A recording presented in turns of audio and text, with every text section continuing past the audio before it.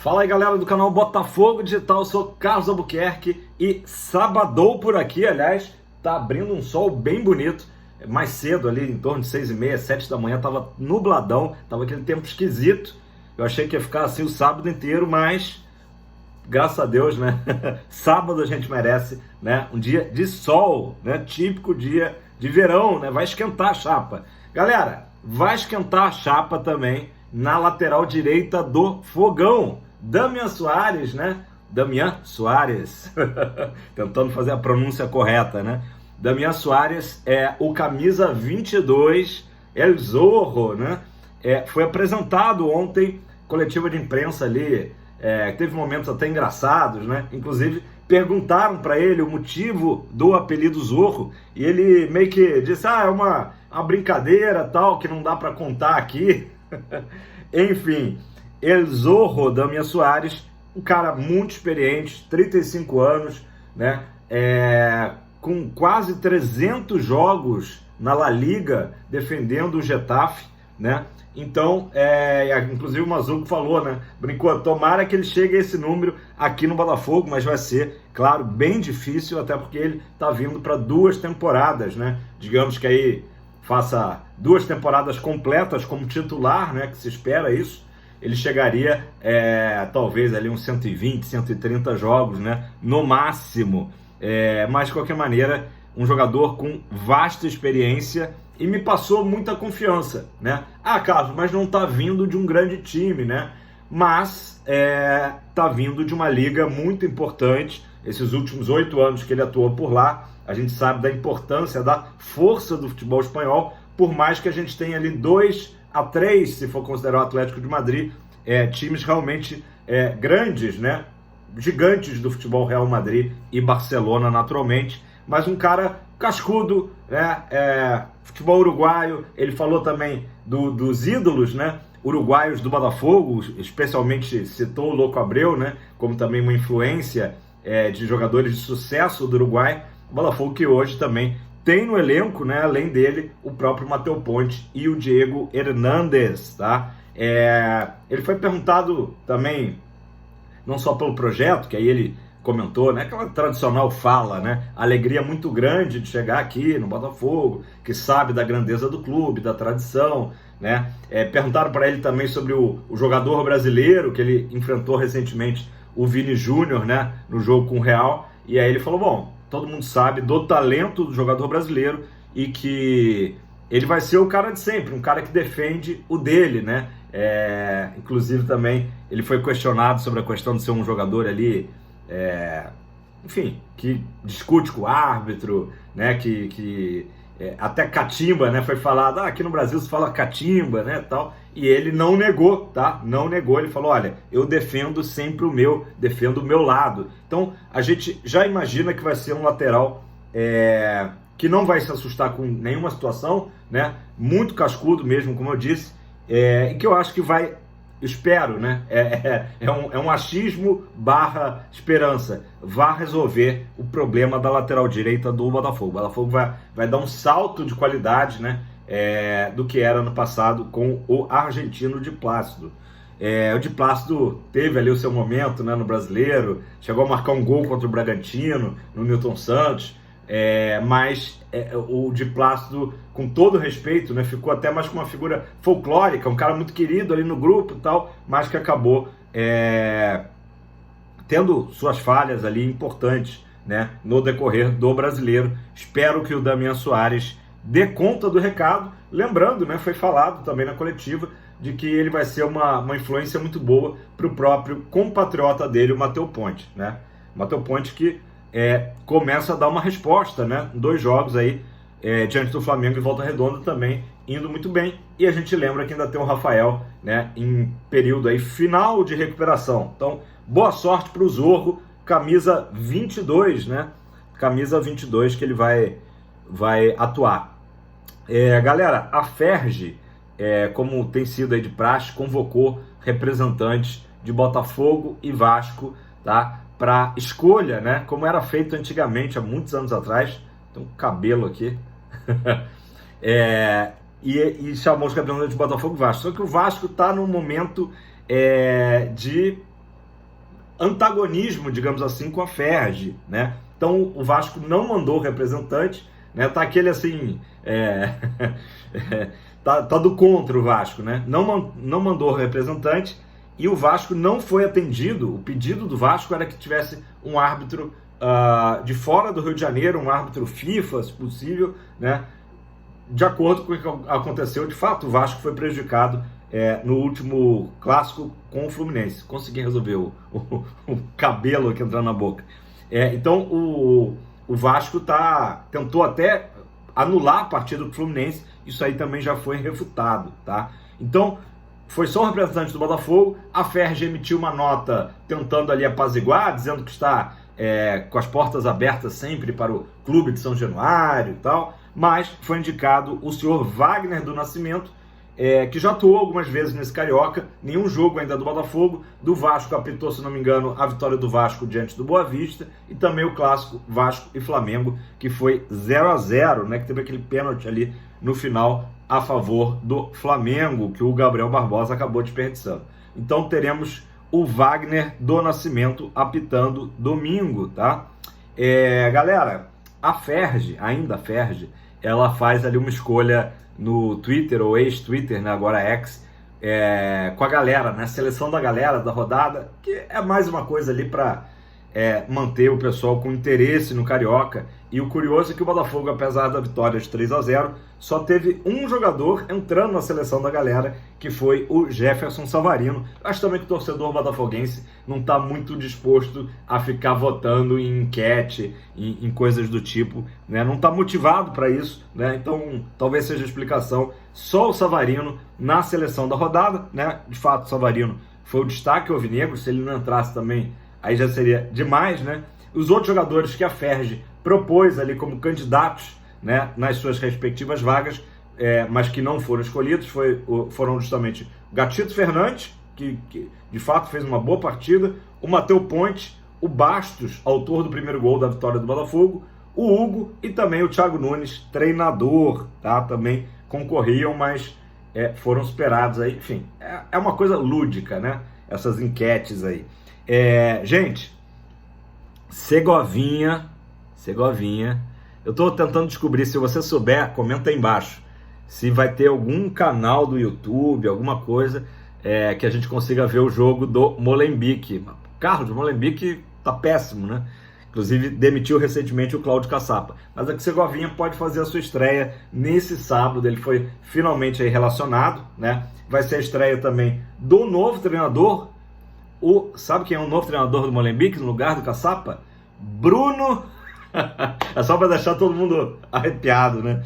De nervoso. Não é o Bruno Lage, não. É o Bruno Irlé, um francês, tá? Técnico francês, que vai ser o novo comandante por lá. Segovinha relacionado.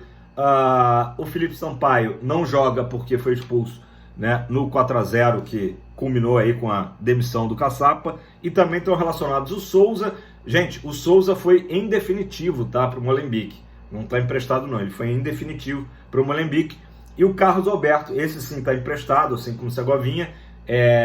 O Carlos Alberto tem sido inclusive titular por lá. Vamos ver se o Monsieur Bruno Irlé vai escalar o Carlos Alberto, continuar escalando o Carlos Alberto e lançar o Matias Segovia. Pessoal, Luiz Henrique até postou uma foto com a família indo ao shopping ontem. Então, assim, ele está já fazendo fisioterapia, lesão de grau 2, como todo mundo já sabe, né? E, infelizmente, quase que certo, ficará fora da segunda e terceira fase. O que é a segunda e terceira fase? São as duas fases aí que o Botafogo deverá jogar, né? Espero que sim, de pré-Libertadores. Confronto agora com a Aurora e passando pela Aurora, pegando o vencedor de Bragantino e Águilas Douradas, tá? Então, Luiz Henrique, infelizmente, fora, assim como o Jefinho. É uma lástima, é uma pena, mas o Botafogo hoje tem um elenco que pode suprir nestas fases, né? Assim espero, né? Não dá pra a gente pensar em outro resultado que não seja o Botafogo se classificar em cima do Aurora, né? Brava Aurora, indo aí em plena terceira participação da sua história, né? O clube boliviano lá de Cochabamba. Galera, essas lesões no início da temporada estão assim assustando um pouco, né? porque são situações diferentes, mas a gente, além do próprio Luiz Henrique, como eu falei, o próprio Jefinho, Marçal e o John. O Marçal eu tiro um pouco disso aí, porque ano passado ele já estava também ali muito tempo no DM, né? Mas realmente é uma pena, né, que esses jogadores que foram contratados, né, Luiz Henrique, Jefinho e John, estejam fora de combate. E também no DM, mas já dá para dizer que fora, né? Em fase final, o Rafael e o PK. Galera, a janela fechou ou não fechou ontem, né? Vou explicar aqui para vocês. A gente tem hoje 2 janelas de transferência para a Europa, tá? Entre a Europa, enfim, e, na verdade, janela brasileira, vamos explicar bem, né? Mas o que fechou ontem foi o prazo de inscritos para pré-Libertadores, tá? Então, o elenco que a gente tem hoje é o elenco que vai disputar essas 2 fases que eu acabei de falar. Para a fase de grupos, que a gente espera chegar, né? Aí sim o Botafogo teria uma nova data mais à frente, né? Então deixa eu só aqui passar para vocês certinho. A primeira janela foi de 11 de janeiro, tá? E vai até 7 de março. Então ela está aberta, tá? E a segunda janela vai ser justamente de 10 de julho a 2 de setembro, beleza? Então, o que ratificando, o que fechou ontem às 19 horas era a lista de até 50 jogadores para a Conmebol para participar dessas 2 primeiras fases de pré-Libertadores. Então o Botafogo ficou sem um reserva para o Eduardo, sem um reserva para o Tiquinho, né? O Igor Jesus chega só no meio do ano, e também sem um reserva ou titular para a lateral esquerda, né? Para mim, essas aí são as 3 posições que o Botafogo vai ter que buscar pensando em fase de grupos de Libertadores. Mas, tendo dito isso, a gente não pode negar, inclusive falei aqui ontem, foi uma janela agressiva, conforme o Textor prometeu, e de excelente nível. Até o próprio Eric Faria, ex-repórter, né, do Sport TV, agora comentarista, estreou essa semana como comentarista, falou: a melhor janela dos clubes cariocas foi a do Botafogo, não tenho dúvidas disso, né? O Flamengo botou muito dinheiro, né, especialmente na contratação do De La Cruz, mas no conjunto da obra, a do Botafogo realmente foi excelente, não dá pra gente dizer que não. Aquele elenco do ano passado, que causou tanto ranço na gente, foi se desfigurando. Claro, ainda tem nomes, né? Mas os nomes que, digamos assim, sobreviveram, né? Ou quase sobreviveram, né? Acho que ainda tem um pouco de ranço maior em relação ao Marçal e o Marlon Freitas. Marlon Freitas tem atuado aí, tá tentando aos poucos aí dissolver esse ranço, né? Mas a gente tem ainda Tiquinho Soares, o próprio Eduardo, né? Júnior Santos, que está numa fase muito boa, Hugo também num grande momento. Então, aos poucos, aquele elenco, né, tá ganhando uma nova cara. E essa nova cara, inclusive, ela conta com jogadores com um perfil diferente, tá? Um perfil de muita liderança. É isso que o Textor queria, tá? Não queria aqueles jogadores que ficavam logo cabisbaixos, né? Tomavam um gol e entrava em depressão profunda, né? Então, por exemplo, vamos destacar aqui, Alexander Barbosa, tá? Ele já foi capitão lá na Argentina, quando jogava pelo Defensa e Justicia, tá? O Damián Soares foi capitão lá na Espanha, também no Getafe. O Gregory foi capitão no Inter Miami, tá? O Gregory que ainda não está oficializado, né? Mas já acertado, porém não oficializado. E para completar aí, o Alan só chega no meio do ano, lá no Al-Wahda também foi capitão. Então, um perfil de jogadores com liderança. Isso é uma das coisas que o Botafogo buscou justamente para mudar, né, aquele mindset, aquele perfil, né, de jogadores que faltou isso para o Botafogo, né? Faltou o cara que pegasse a bola no fundo da rede, né? Estilo Didi 58, quando o Brasil toma o primeiro gol ali na final contra a Suécia, né? Lindholm. Enfim, e acalma o time e assim, galera, vamos virar essa porra. Né? Acredito que essas tenham sido as palavras do Didi, inclusive. Então, a gente precisa realmente de jogadores cascudos, né? Tô bem esperançoso, volto a dizer aí com o Damian Soares, que seja esse perfil aí de jogador que não vende barato, né? Derrotas, enfim, empates. Precisamos urgentemente mudar, né? Essa apatia, né? Que toma conta do time em alguns momentos, especialmente quando toma um gol, né? Enfim, 2-0 vira 2-2, 3-0 virou 4-3. Meu Deus do céu, não gosto nem de lembrar. Galera, esse ano, falando em capitães, né? O Thiago Nunes, ele deu a braçadeira em 4 oportunidades para o Tietê, né? Todos os jogadores que foram capitães, ele meio que fez um rodízio, né? Tietê 4 vezes e uma vez Marçal, Bastos, Gatito e Marlon Freitas cada um, tá? Então fez rodízio. Se vocês repararem bem, todos os jogadores que já estavam no clube, né? O Bastos aí, o que chegou por último desses, né? Então, vamos ver como é que vai se desenrolar a temporada, para a gente ver quem que vai realmente assumir essa posição aí de capitão. O capitão, tem gente que acha que não é tão importante, mas além de ser o cara ali que teoricamente tem uma comunicação maior com o árbitro, né? É uma forma também de dar uma moral, né, assim, maior. A gente teve o Marçal durante um tempo e acabou que ele não fez valer a braçadeira, né?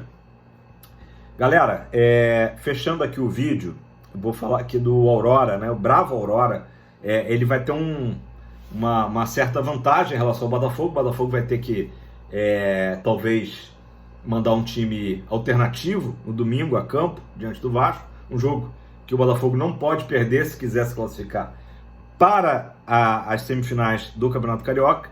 E já o Aurora vai ter a vantagem que a Federação Boliviana atendeu o pedido do Aurora e cancelou 2 partidas, tá, do time, ou seja, ele vai ter a semana toda livre em preparação para o confronto da próxima quarta-feira. Mas, assim, é compreensível, além da importância do jogo, claro, para o futebol boliviano, que os jogos realmente tinham datas que iam complicar, tá? Na segunda-feira teria o jogo contra o Royal Paris, dia 19, tá? Então, se esse jogo fosse mantido, certamente o Aurora também teria que ir com uma equipe reserva. E na quinta-feira, dia 22, também o dia seguinte, teria o jogo com o Jorge Blumen, tá? Então, esses 2 jogos foram cancelados. A Aurora, foco total no Botafogo.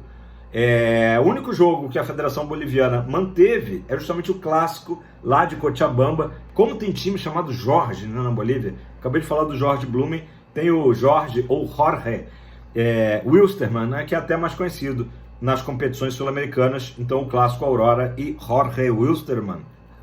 Gostaram? Dia 25, esse está mantido, então vai ser o jogo no final de semana entre as 2 partidas, né? Dia 21, o jogo lá na Bolívia, dia 28, o jogo de volta no Newton Santos, tá? Galera, é isso. Botafogo tem uma semana aí muito importante. Eu quero saber a sua opinião, né? Se vale a pena botar algum jogador considerado titular em campo diante do Vasco, né?